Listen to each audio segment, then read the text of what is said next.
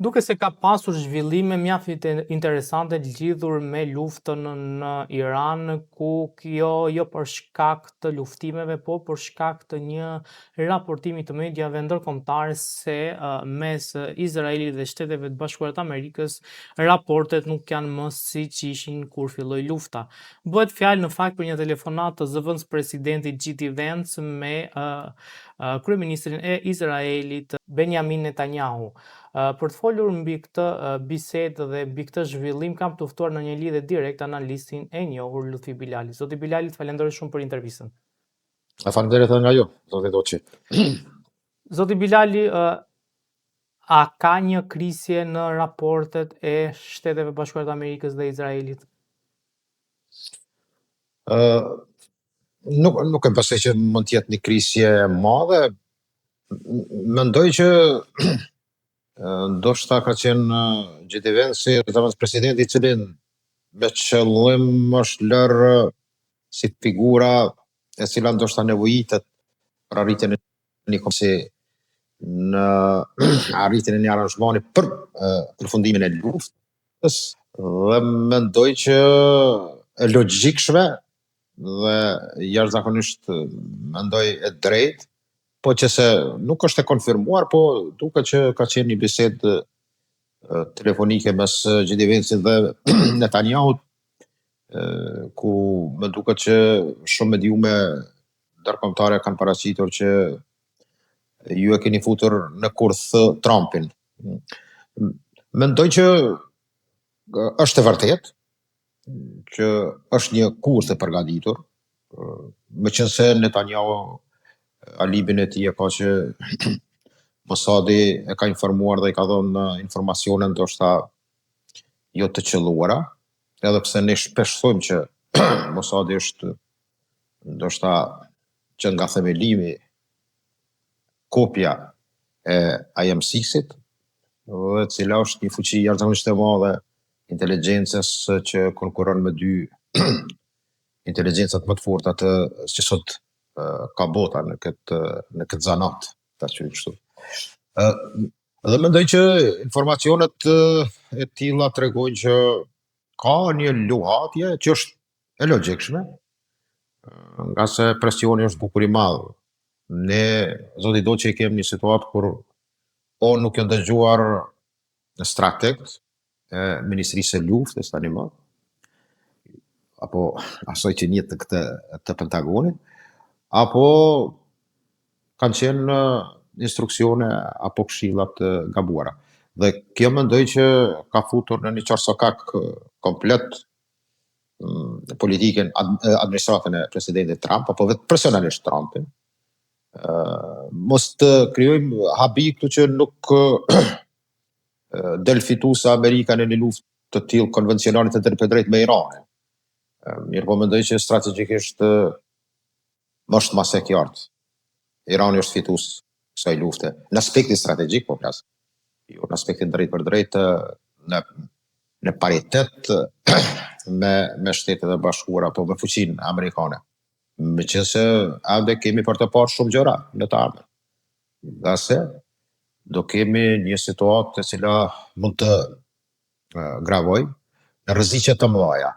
Por në pyetjen e juaj të jemi drejt për drejt, J.D. Vance, po që se është e vërtetë, ajo që ka shkruhet dhe flitet, ka pas plotësisht të drejtë, sepse kjo është, mund të them, një insistim dhe një këmbgulje e izraelitëve për ta futur në luftë Amerikën, e cila realisht nuk ka qenë rrezikuar nga Irani, sepse gjeografikisht ka një lartësi bukur të madhe dhe mendoj që nuk kanë qenë të prekur drejt për drejt interesat amerikane. Në qoftë se marrum në aspektin asaj që është aliat numër 1 i Izraelit, mund të jetë tjetër muhabet. Mirë po drejt për drejt mendoj që bile iranianët me duket që kanë qenë shumë të qartë. Po që se na sulmoni, ne do të sulmojmë bazat amerikane në gjithë, edhe komplet në lidhjet e mesme. Dhe këtu mendoj që kjo deklaratë tregon që kemi një ftohje e cila ka ardhur si rezultat i dështimit të këtij operacioni, apo më mirë thënë të kësaj lufte.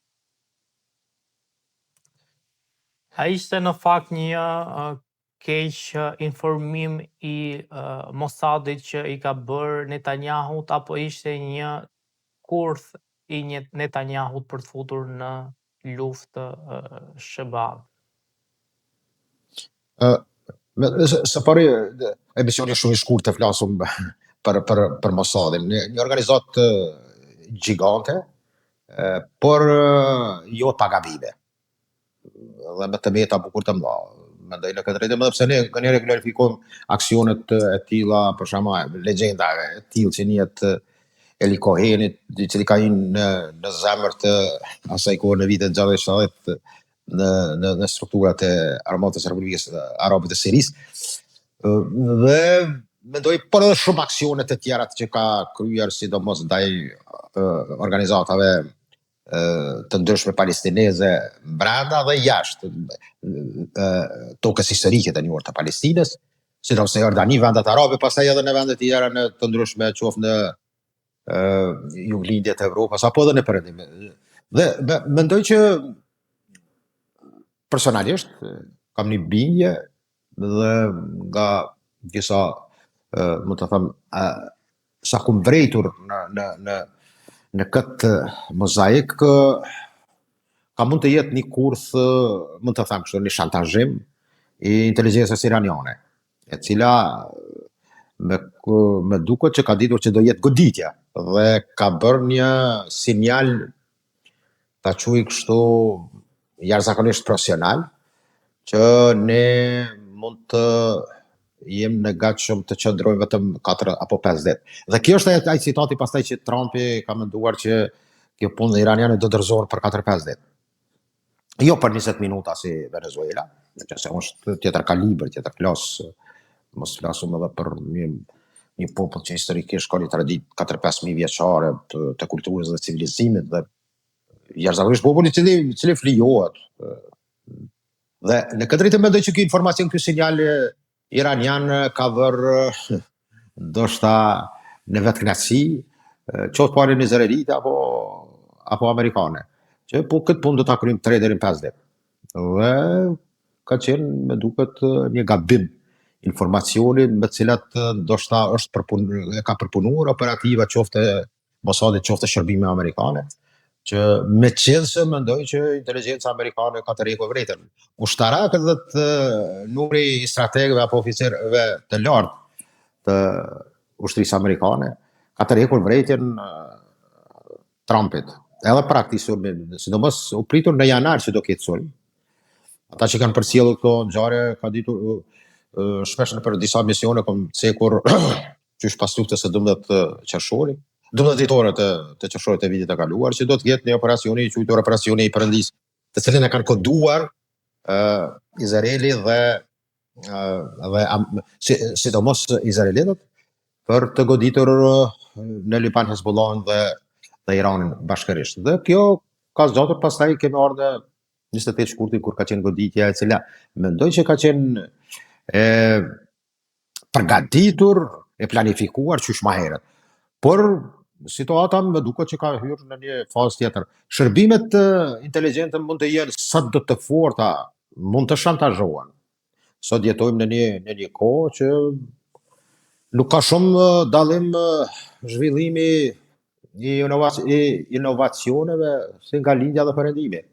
Ne ende jetojmë në atë, mund të them atë thënien dokës së neve që na përshkruhet në kokën tonë, që atje janë me turbana, me mulla të ndryshëm, por koka tyne ju prodhon. Dhe ky është ai gabimi që doka dhe vesha dikujt na duket që janë primitiv, por Irani është një shtet i cili 15 milion student i ka. Dhe nuk është për tu hedhur poshtë, por besoj që 2 levet më të rëndësishme të Iranit kanë qenë për ekonominë globale, sidomos në atë që njihet fuqinë e energjisë apo fuqinë për të cilët të gjithë kemi nevojë, naftën, ka përdorur ushtrisjen e Hormuzit dhe sistemin ballistik raketor, i cili po duket që është jashtëzakonisht efikas deri më tani. Por a do ke goditje në hark në ato idhesën? Besoj është një rrezik i cili mund ta çojë në humbje, sepse amerikanët kanë të përgatitur visitin 82 të parashutistëve, i cili është në rrugtim sipër pas tyre, por unë mendoj që në momentin e fundit do jetë e rrezikshme kërcimi i këtyre forcave parashutiste në hark. Edhe do shohim që do jetë një strategji ndoshta përsëritje e Vietnamit. Zë Bilal, a mendoni që edhe tërheqja e Shtetet Bashkuara të Amerikës ose më saktë Donald Trumpit nga po themi luftimet duke dhënë disa ditë armpushim ishte edhe në bazë të këtij informacioni që kishin se ndoshta Benjamin Netanyahu nuk e ka paraqitur situatën siç duhet në raport me luftën në Iran, dhe a mos ndoshta Trumpi po do të dalë nga kjo situatë me një marrëveshje pa dashur me vazhduar luftimet? Mendoj Trumpi si personalitet është kontrovers në deklaratat e tij dhe mendoj që ai askund përpos ai ta qyë edhe rrethit të ngushtë familjar, dhëndrit dhe shokut të tij të ngushtë, Witkofit dhe Jared Kushnerit, pak a shumë ministrin e luftës se ka ato afër i cili i ceceron çdo herë, një person i cili realisht ka deklarata që tejkalojnë logjikën dhe deklaratat të cilat janë ekstremisht të një niveli që nuk përkon një minister një fuqie botërore. Mendoj që Trump ka ndonjëherë shokon me deklaratat e tij që Irani më ka ftuar që të jem lider suprem i tyre, i kom falenderuar, por nuk pranova, bëhet janë gjana që ka herë mendohet që janë të ëndrat në gjumë apo jashtë realiteti, jashtë logjik. Por tash e kem amerikanët, por edhe bota ka një lider të tillë, është çfarë është, por rreziku është që mos të vim deri te një goditje e cila mund të merret përmes atë aspektit të armëve taktike strategjike apo siç njihet në doktrinë ndryshe të kuptuarit të armëve nukleare. Ka qenë strategji e tillë, mendoj që një 5 ditor që ka proklamuar, ai ka shkuar pastaj më duket mbrapa dhe me idenë që ngushtica e Hormuzit të quhet ngushtica Trump. Gjëra të tilla të cilat jetojnë nga në një botë abnormale, të them drejt, të menduarit të tij dhe ndonjëherë mendoj që perëndimi këtu e ka atë të metën ndoshta, jo nivelin e Trumpit, sepse Trumpi duket që është një figurë që është gatuar për këto procese. Nuk ka qenë duket tashmë qartë fitoria e tij, e lobit jashtëzakonisht të fortë izraelit, i cili Bilion mund të them jo lobit, ne gabojmë shpesh kur thojmë lobi hebrej. Lobi hebrej dallohet nga ideja e sionizmit. Edhe brenda kampit hebrejik e kemi, edhe në Amerikë kemi konceptin e ndarë atyre që janë komplet të idesë sionizmit, e cila më duket që kësaj radhe ka pësuar një goditje bukur të madhe.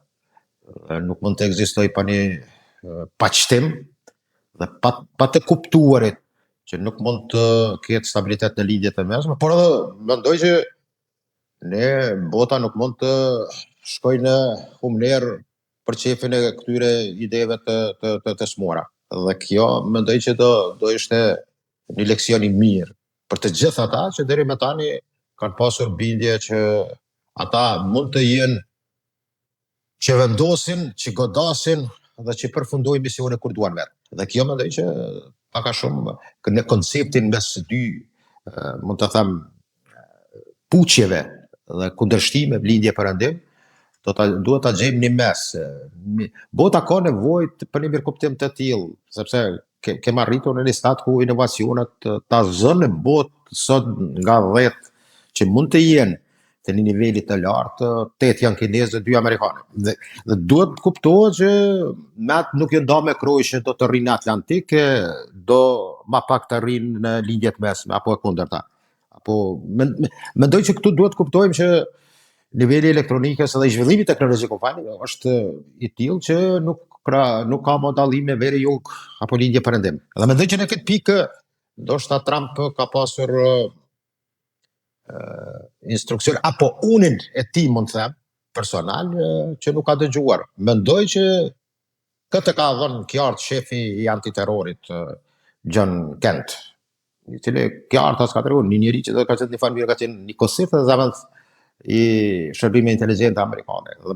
Dhe mendoj që është e qartë, se të ne është mendohet që në Amerikë ka një përleshje të madhe brenda strukturave, qoftë të administratës, qoftë të vijave politike, apo dhe të shoqërisë amerikane. Janë lëshuar raketa drejt këtij shteti. Si e gjykoni këtë eskalim të situatës dhe çfarë pritet të ndodhë më pas?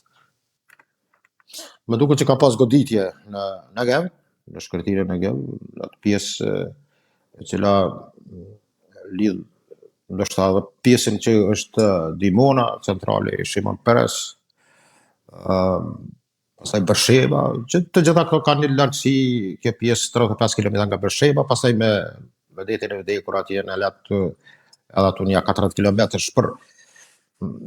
Mendoj që Houthi në Yemen është ai proksi, kuptohet, i Iranit, i cili ka aktivizon në momentet e saktuara, dhe më duket që forcat e Houthit kanë marrë sinjal që për çdo eskalim situatës, që thonë atë goditje që mund t'i bëhet kujdeses hark, e cila është 6 kilometrash e gjatë dhe 4 e gjerë, është ka kapaciteti industrisë së naftës, dhe do të ishte shumë e dëmshme, dhe më duket që asnjë raport nuk ka, më falni, sidomos amerikanë nuk kanë goditur këto baza apo më të them rezervuare, të cilat janë të mbushura për nevojat për eksportimin e naftës në gjithë botën. Por mendoj që Houthi është aktivizuar në momentin kur e ka pa të nevojshme forcat e Gardës Islamike të Iranit, të cilat janë ato të cilat kanë, më të them, fuqinë edhe atë mozaikun, nga se mendoj që ai shtresimi i mozaikut të komandës nga 1, 2, 3, 4, 5 me radhë, apo goditja që mund të bëhet struktura të një pushteti, këtë rast të regjimit në Iran, u tregu jo efikase, sepse është përgatitur që të jetë zavancimi i tyre. Dhe janë 12 komanda dikon, të cilat kanë autonomi të plot për të goditur në kohë dhe në momente të caktuara që ata vlerësojnë. Dhe për këtë moment mendoj që Houthi është aktivizuar për të goditur në detin e Kuq, sidomos të gjitha ato marsrutat e tankerëve që lëvizin në këtë pjesë. Do jetë problematike një ngritje e tillë e nivelit edhe në pjesën që do thotë lidh ato brigja, atë ngushticë, e cila është vitale për ekonominë, sidomos për të gjitha ato marshruta që vinë për të depërtuar në kanalin e Suezit, dhe pastaj për të kaluar në Evropë. Evropa momentarisht gjendet në një pozicion jo të mirë, e cila duket ka dhe atë nivelin e një konflikti të mes amerikanëve, kampit evropërëndimor, por Houthi do jetë, për të mos ikur nga pyetja juaj, do jetë një mjet i çmuar i forcave republikane islamike të Iranit për të goditur të gjithë këtë marshrut, për besoj që për të dalë pastaj punë edhe amerikanëve, por edhe Izraelit, sepse do godet edhe në pjesën e Elatit, atë pjesën jugore të portit, vetëm që Haifa dhe Elati janë 2 porte të cilat sot janë, do thotë, në nivelin 0 të tërbartjes apo vendosjes asaj që njihet për Izraelin një gjallërimi të tillë ekonomik, që realisht vlerësohet që brenda javës 8 deri në 14 miliardë ka humbje shteti i Izraelit. Prandaj mendoj që Houthi është aktivizuar në momentin kur është vlerësuar, sepse Hezbollahu ka dalë një forcë jashtëzakonisht aktive, dhe në aspektin e komsorisë është duke bërë lufta rrap në jugun e Libanit. Them të drejtën, goditjet në veriun e Izraelit janë të forta edhe nga raketimet iraniane, dhe të i ka hapur, më të them, rrugë që Hezbollahu të bëjnë rezistencë më të fortë. Dhe mendoj që Hezbollahu dhe Houthi, sepse Izraeli, Irani ka pas një 3 hëja, që realisht tash 4, po tash janë 3, nga se Hamasi kuptohet qëllimisht bën pauzë sepse ka psuar bukur shumë dhe nuk dëshiron të rrezikoj popullatën në Gaza. Do thotë ata Hezbollah në Irak, Hezbollahu në Liban dhe Houthi në Yemen. Do thotë ta tre hyja janë aktivizime të cilat por më duket që edhe qeveria e Irakut publikisht dhe në formë zyrtare ka shpallur luftë amerikanëve sepse kuptohet që është një qeveri shiite me qësone nuk i kam fort me thot drejtën këto dallimet doktrinare në aspekti shi dhe suni, të cilat në një farë mënyrë edhe petë ka theksuar qartë që për ne të dyat janë njëjtë, shi dhe suni. Loti, faleminderit shumë për intervistën. Ishkënaqësi, zoti Doçi.